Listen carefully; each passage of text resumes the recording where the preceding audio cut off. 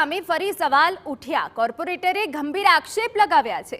જી હા, ભાજપમાંથી સસ્પેન્ડ થયેલા અને હાલના કોર્પોરેટર આશિષ જોશીએ તંત્ર સામે આક્ષેપ કર્યા કે વડોદરા શહેરમાં ગત વર્ષના વિનાશક પૂર બાદ પાલિકાના અધિકારીઓ જાગ્યા હતા, તળાવોને ખાલી કરી સફાઈ કરવા તેમજ ઊંડી કરવા માટે કામગીરી હાથ ધરી હતી। આ માટે પૂર્વ વિસ્તારમાં આવેલા 24 તળાવો પર ફેબ્રુઆરીમાં મોટર પંપ મૂકીને એમજીવીસીએલ પાસેથી વીજ કનેક્શન લીધું હતું, જેથી ચોમાસા પહેલા તળાવોને ખાલી કરી શકાય, પરંતુ ધૂળ ખાઈ રહેલા મોટર પંપ એક પણ દિવસ ચાલુ જ કરવામાં નથી આવ્યા। ન તો તળાવની સફાઈ કે ઊંડું કરવાની કામગીરી થઈ, છતાં પાલિકા બંધ પડેલા તળાવના મોટર પંપના મીટરના ફિક્સ ચાર્જ ચૂકવીને પ્રજાના લાખો રૂપિયાનો વેડફાટ કરી રહી છે।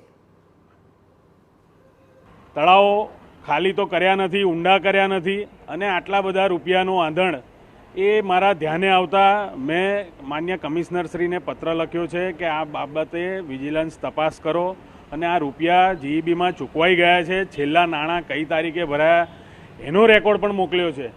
ત્યારે અત્યારે વગર પંપ ચાલે ત્યાં લાઇટ મીટરો ખુલ્લા જ પડી રહ્યા છે। કાલ ઉઠીને કોઈ દુર્ઘટના ઘટશે તો પણ કોણ જવાબદાર રહેશે? ગત વર્ષે તો વડોદરાવાસીઓ ભારે હાલાકી વેઠી ચૂક્યા છે, ત્યારે ફરી ચોમાસું આવ્યું છે, ત્યારે આ વખતે શું સ્થિતિ સર્જાય છે તે જોવાનું રહ્યું। આ સાથે પૂર્વ ઝોનના કાર્યપાલક ઇજનેરનો જવાબ પણ સાંભળો કે તળાવ પાસે મુકાયેલા મોટર પંપ અંગે તેઓ શું જણાવી રહ્યા છે। પંપ ચાલ્યો નથી બરાબર છે, પણ જે એના મીટરના વીજ ડિપાર્ટમેન્ટ તરફથી એના ફિક્સ ચાર્જને જે મિનિમમ ચાર્જ આવે એ આવતા હોય છે। કેટલું બિલ ચૂક્યું છે આપણે અત્યાર સુધી? આપણે લગભગ અલગ અલગ આવે છે, કોઈકમાં 6000 પણ આવે, 7000 પણ આવે ને 8000 પણ આવે।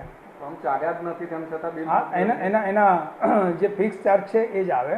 અને હાલ અમે એટલા માટે નથી કપાય કે ભાઈ ચોમાસામાં કોઈ જગ્યાએ જરૂર પડે તો તેને રાખી શકાય, ચોમાસા બાદ એને વીજ મીટર દૂર કરીશું। ગત વર્ષે વડોદરા શહેરમાં જે 3 વખત પૂરની પરિસ્થિતિ ઊભી થઈ તેને ધ્યાનમાં રાખીને પાલિકા દ્વારા અનેક કામગીરીને તૈયારીઓ શરૂ કરવામાં આવી હતી, જેમાંથી પહેલું કામ વડોદરા શહેરના 30થી વધુ તળાવોને ખાલી કરવાનું, અને આ તળાવો ખાલી કરવા પાછળ પંપો મૂકવામાં આવ્યા હતા, જે પંપનો યોગ્ય ઉપયોગ નહીં થયો હોવાનું ભાજપમાંથી સસ્પેન્ડ થયેલા કાઉન્સિલર આશિષ જોશીએ આક્ષેપ કરી અને વિજિલન્સ તપાસની માગણી પણ કરી છે।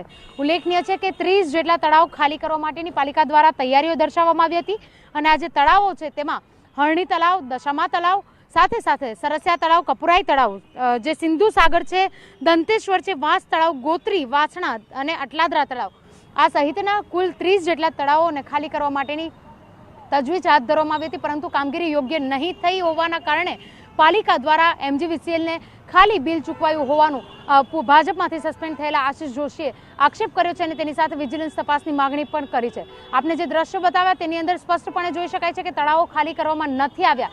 જો ભારે વરસાદ પડે તો આ તળાવોમાં પાણી સંગ્રહ થઈ શકે તે પ્રકારની કોઈ પણ ક્ષમતા દેખાઈ નથી રહી, ત્યારે આ સમગ્ર બાબતને લઈને હવે વડોદરા મહાનગરપાલિકાના જે કમિશનર છે તેઓ દ્વારા કયા પ્રકારથી પગલાં લેવામાં આવશે તે જાણવું પણ તેટલું જ અગત્યનું છે। કેમેરા પર્સન રોહિત ગોયલ સાથે અંજલિ, TV9 વડોદરા।